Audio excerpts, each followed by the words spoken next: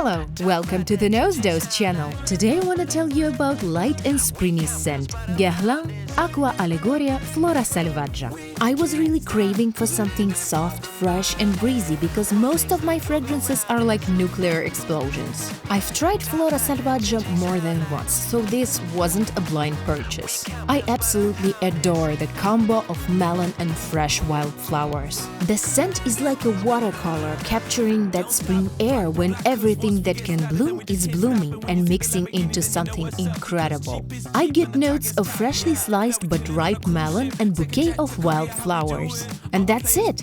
It's very straightforward, understandable, and kind of basic, but it gives off this feeling of lightness. But I was surprised by its longevity. I can still smell it after 4 hours, even though I thought I'd have to carry it around to refresh constantly. But turns out, I don't. I am yet to see how this scent will fare in intense heat. But I'm already satisfied because for an eau de toilette, its longevity is pretty good. I was torn between Flora Salvaggia and Jo Malone Wild Bluebell because they are quite similar. But Guerlain kicks off with the melon, while Wild Bluebell starts right off with the wildflowers. I'm gonna ask my friend for a bottle of Wild Bluebell and make a video with a side-by-side test.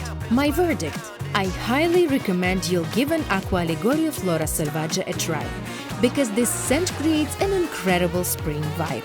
And as always, thank you if you watched this video till the end. Subscribe to my channel and comment your thoughts about this fragrance below. And have a nice day. Bye!